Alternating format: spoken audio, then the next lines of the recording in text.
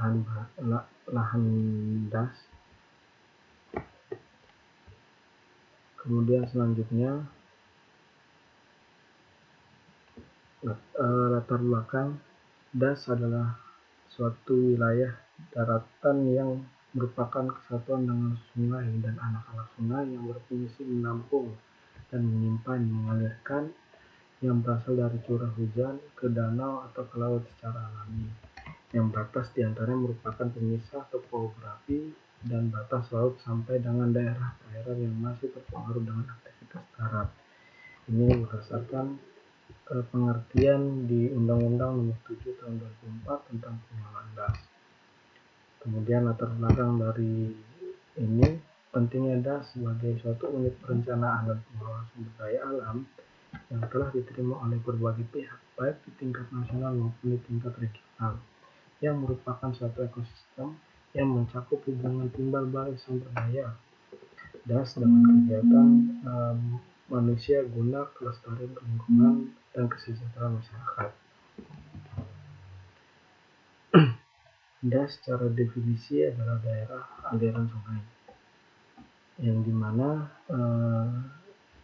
kesatuan dengan sungai dengan anak-anak sungai yang berfungsi menampung dan menyimpan mengalirkan yang berasal dari curah hujan ke danau dan ke laut secara alami. Kemudian definisi lahan, menurut Undang-Undang Pokok Agraria, lahan adalah permukaan bumi yang mencakup bagian tubuh bumi yang di bawahnya dan ruang di atasnya sesuai dengan tujuan penggunaannya. Lahan juga merupakan lingkungan yang meliputi tanah dan faktor-faktor yang mempengaruhinya penggunaannya seperti iklim, relief, aspek geologi, dan hidrologi.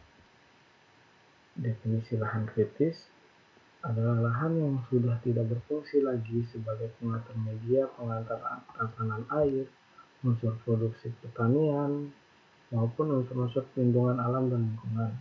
Lahan kritis merupakan satu kondisi tentang telah mengalami atau dalam proses kerusakan fisik, kimia, biologi, dan akhirnya membahayakan fungsi hidrologi, produksi, pemukiman, kehidupan sosial ekonomi di sekitar daerah pengaruh, menurut Ishak dan Apung 2012. Kemudian faktor apa saja ya kekritisan lahan?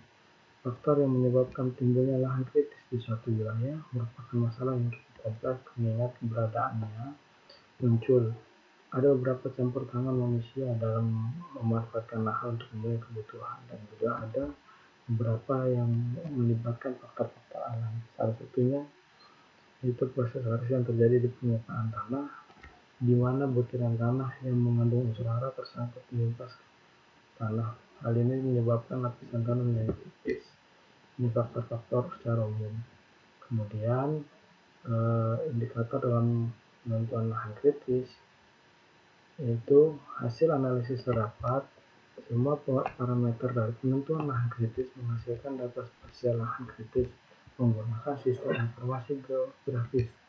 Parameter penentuan lahan kritis ini diikuti di Dirjen BPDAS nomor 4 tahun 2014. Yaitu diantaranya indikatornya ada tutupan lahan, kemiringan lahan, tingkat kebahayaan erosi, produktivitas, manajemen lahan.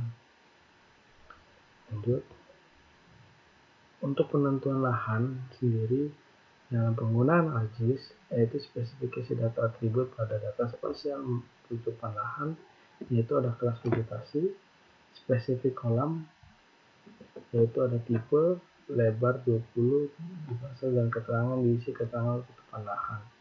Kemudian dengan kelas, yaitu kelas sangat baik, yaitu 80 dan skor 5, dan skor bobot yaitu 250, dan seterusnya.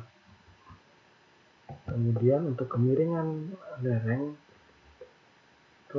klasifikasi lereng dan scoring untuk penentuan lahan kritis. Untuk kelas dataran yaitu kemiringan 8 dan skor 5, landai 8 sampai 15 dengan skor 4, agak curam 16 sampai 25 dengan skor 3, curam 26/40 dengan skor 2, dan sangat curam yaitu 40 skor 1 dengan spesifikasi data atribut pada data spasial kemiringan sebagai berikut, yaitu kelas kelarangan, kemiringan, dan skor kelarangan. Kemudian tingkat bahaya erosi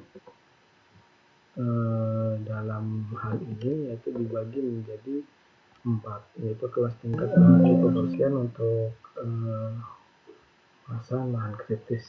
Alhamdulillah ini cukup sekian dari saya. Apabila ada kesalahan dan kekurangan mohon maaf. Wabillahi taufiq wal hidayah. Wassalamualaikum warahmatullahi wabarakatuh.